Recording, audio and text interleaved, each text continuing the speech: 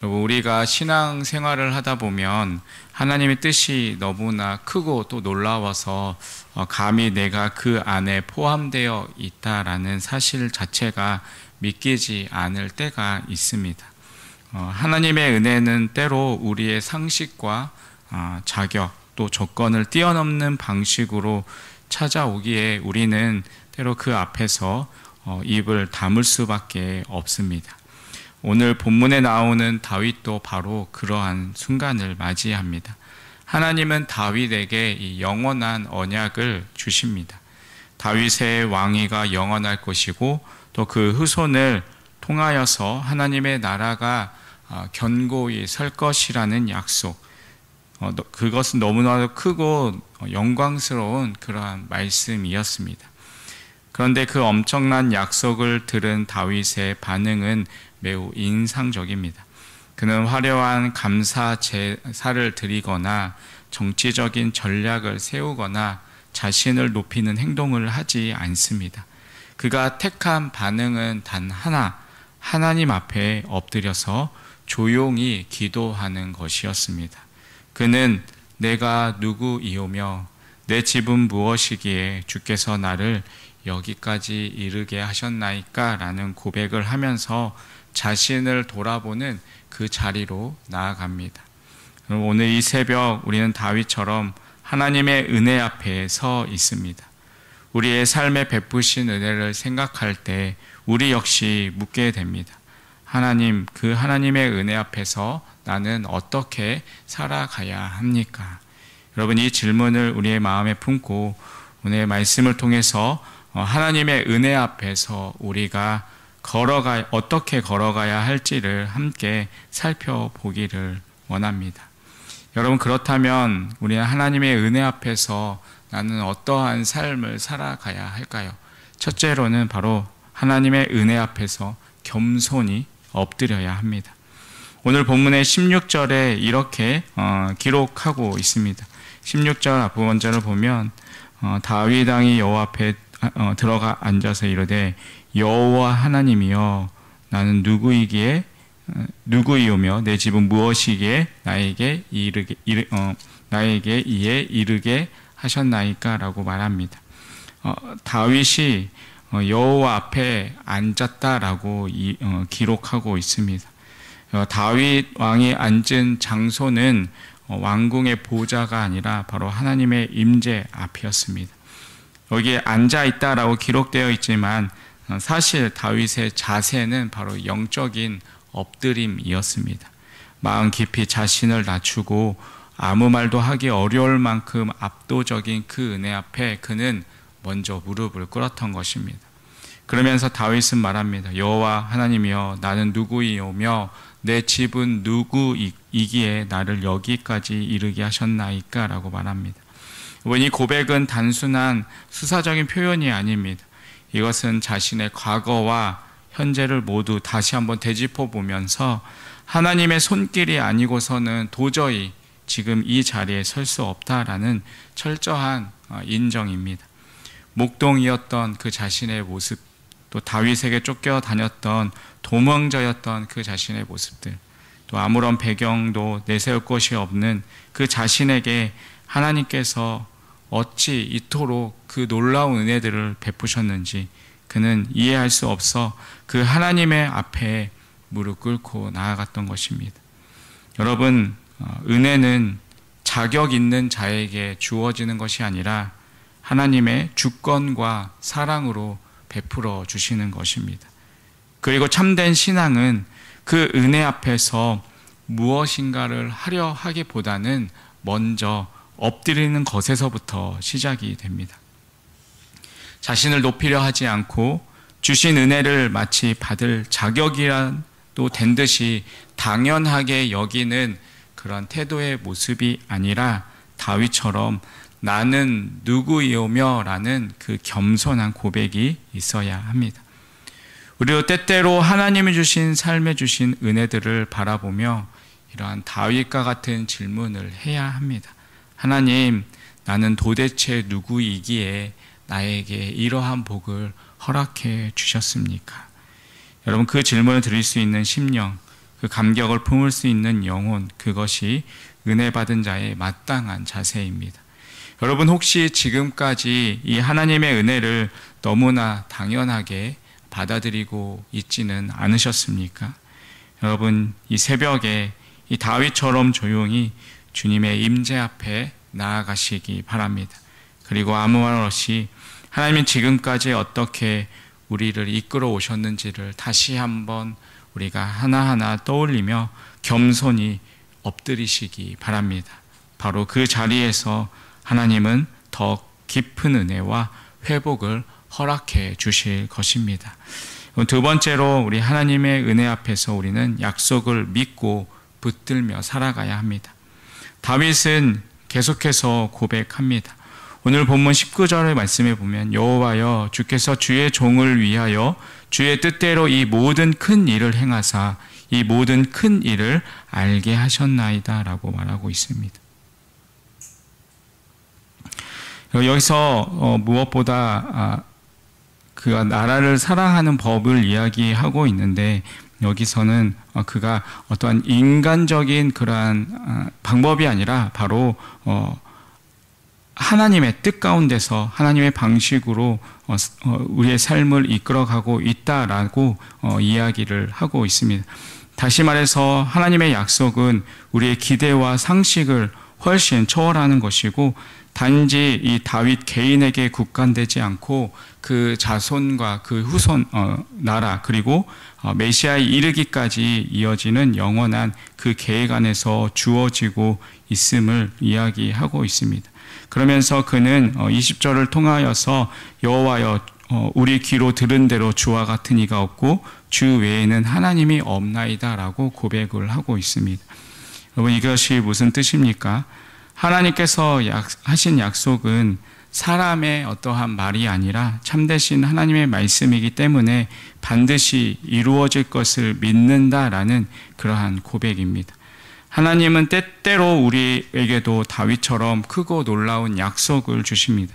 그러나 문제는 그 약속의 크기나 신실함이 아니라 우리가 그것을 얼마나 붙들고 살아가느냐라는 것입니다. 우리는 하나님의 약속을 들은 뒤에도 현실 앞에 쉽게 흔들리고 다른 사람의 말이나 상황에 쉽게 마음을 빼앗깁니다.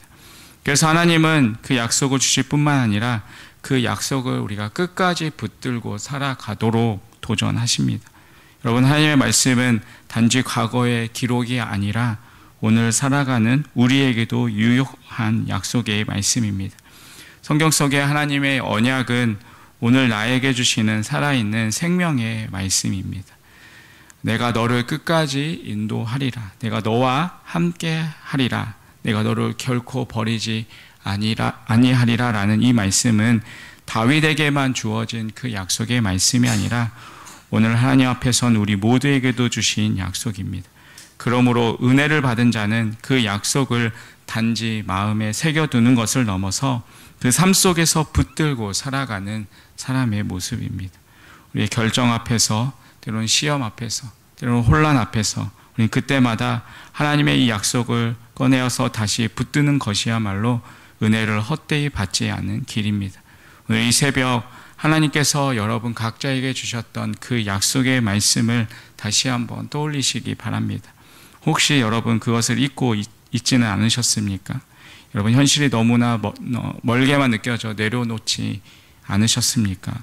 여러분 그 약속은 여전히 살아있고 여전히 우리를 붙들고 있습니다. 이제 우리가 그 약속을 믿고 붙들 차례입니다. 하나님은 자신의 말씀을 반드시 지키시는 신실한 분이심을 우리가 다시금 고백하며 믿음을 붙들고 살아가는 그러한 우리의 삶이 되시기를 간절히 주님의 이름으로 축원드리겠습니다. 마지막으로 하나님의 은혜 앞에서 우리는 찬양으로 응답해야 합니다. 하나님의 은혜 앞에서 다윗은 침묵하거나 머뭇거리지 않았습니다. 그는 곧바로 하나님을 찬양합니다. 23절에 보면 그는 이렇게 고백합니다.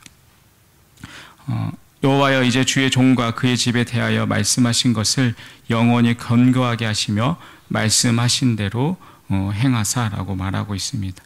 여러분 이 고백은 단순한 말이 아니라 다윗이 하나님 앞에 머물며 드리는 전 인격적인 반응의 모습입니다.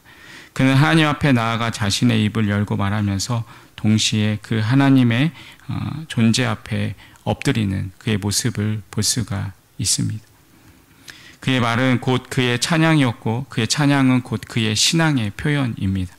하나님의 은혜를 깊이 경험한 자는 그 은혜를 감출 수 없습니다. 은혜를 받은 것을 반드시 표현하게 되고 또 그 찬양을 통해서 그 은혜에 대한 자연스러운 응답을 하게 됩니다. 다윗은 지금 자신에게 임한 하나님의 계획, 하나님의 약속, 하나님의 신실하심 앞에서 찬양하지 않을 수 없었던 것입니다. 그러면서 그는 26절에 나아가서 이렇게 고백합니다. 여호와여 오직 주는 하나님이시라. 주께서 이 좋은 것으로 주의 종에게 허락하시고 이제 주께서 종의 왕조에 복을 주사 주 앞에서 영원히 두시기를 기뻐하시나이다. 여호와여 주께서 복을 주셨사오니 이 복을 영원히 누리리이다 라고 그는 고백합니다. 다윗은 하나님의 은혜를 자기 안에 머물려고만 하지 않았습니다. 그 은혜가 자신의 가문과 또 미래, 세대, 또 종의 지배까지 흘러가기를 간구하며 찬양합니다. 이것은 단순히 감사의 노래가 아니라 하나님 앞에서 살아가는 자의 책임 있는 고백이기도 합니다. 즉 하나님, 이 은혜를 받은 자가 내가 이제 어떻게 살아가야 하겠습니까? 바로 그 은혜에 합당하게 내가 살아가겠습니다. 나뿐만 아니라 내 집도 주 앞에서 영원히 서게 하여 주시옵소서. 또 이 은혜가 이 가정을 통하여서 내 주변 사람들에게도 흘러가게 하여 주시옵소서라는 그러한 다짐의 고백입니다. 여러분, 하나님의 은혜 앞에만 머물려고만 하는 그러한 신앙은 반쪽짜리 신앙입니다. 은혜를 받았다면 이제 우리는 그 은혜를 삶으로 또 찬양으로 고백으로 응답해야 합니다. 다윗처럼 입술의 찬양만이 아니라 삶의 찬양으로 이어지는 응답이 필요합니다. 우리가 드리는 감사, 또 우리의 순종, 우리의 시간과 섬김 모두 이 하나의 찬양이 될 수 있습니다. 그것이 은혜를 온전히 누리는 자의 삶의 모습입니다. 여러분, 혹시 요즘 우리의 마음 가운데 찬양이 메말라 있지는 않으십니까? 감사할 이유를 잊고 살아가고 있지는 않으십니까? 그렇다면 오늘 이 말씀 앞에 다시금 시작하시기 바랍니다. 하나님의 은혜는 여전히 우리를 향하고 있고 우리도 그 은혜의 찬양으로 응답할 수 있습니다. 작은 감사 하나로, 또 짧은 기도 한마디로, 그리고 주어진 삶을 기꺼이 살아가는 그러한 순종으로 그렇게 찬양하며 살아가는 자가 바로 하나님의 은혜 앞에 온전히 응답하는 사람입니다. 오늘도 그 찬양으로 하루를 시작하는 복된 은혜가 여러분의 삶 가운데 함께 하시기를 주님의 이름으로 축원드리겠습니다. 다윗은 하나님의 은혜를 받았을 때 그것을 당연하게 여기지 않았습니다. 그는 주 여호와여 내가 누구이오며 내 집은 무엇이기에 나를 여기까지 이르게 하셨나이까 라고 고백하며 은혜의 출발점이 자신의 자격이 아니라 오직 하나님의 주권과 선하심임을 그는 인정했습니다. 그리고 그 은혜를 자기 안에 가두지 않고 미래를 향한 책임으로 또한 받아들였습니다. 하나님의 은혜가 자신의 집에 또 자신의 후손에 또 민족에게까지 흘러가기를 간구한 것입니다. 여러분, 신앙이 깊어질수록 우리는 우리의 이름이 아니라 하나님의 이름이 드러나기를 바라게 됩니다. 은혜를 진정으로 아는 사람은 자기의 영광보다 또 하나님의 뜻이 이루어지기를 더 갈망하게 됩니다. 그리고 그 갈망은 단지 기도에서 멈추지 않고 삶 전체를 하나님 앞에 내려놓는 헌신으로 이어집니다. 다윗이 그랬고 또 하나님의 사람들이 언제나 그 길을 걸어왔습니다. 여러분, 우리도 그렇게 살아가야 합니다. 은혜는 나를 높이는 도구가 아니라 나를 낮추고 하나님을 높이는 이유가 되어야 합니다. 하나님이 우리에게 부어주신 약속, 그리스도 안에서 주신 구원의 언약이 오늘 우리의 현실 속에서 얼마나 놀라운 것인지를 우리가 다시금 되새기며 그 은혜 앞에서 겸손하게 살아가시기 바랍니다. 그리고 오늘도 그 하나님 앞에 무릎 꿇고 이렇게 기도하시기 바랍니다. 하나님, 주의 말씀대로 제 삶을 이끌어 주시고 주님의 뜻이 제 삶 속에서 온전히 이루어지게 하여 주시옵소서. 여러분, 하나님의 은혜는 여전히 우리에게 말씀하고 계십니다. 이 은혜 앞에서 우리가 가장 드릴 수 있는 가장 거룩한 응답은 바로 감사, 순종, 찬양입니다. 여러분, 오늘 하루도 그 응답으로 시작하는 우리 모두의 삶이 되시기를 간절히 주님의 이름으로 축원드리겠습니다. 기도하겠습니다. 하나님 아버지, 자격 없는 저희에게 넘치는 은혜를 베풀어 주시니 감사드립니다. 그 크신 은혜 앞에서 교만하지 않고 겸손히 엎드리는 믿음을 허락하여 주시옵소서. 말씀대로 살아가기를 원하오니 우리의 걸음을 주의 뜻 안에서 온전히 인도하여 주시옵소서. 오늘 하루도 하나님의 그 은혜를 기억하며 감사와 순종으로 살아가는 오늘 하루의 삶이 되게 하여 주시옵소서. 예수님의 이름으로 간절히 기도드립니다. 아멘.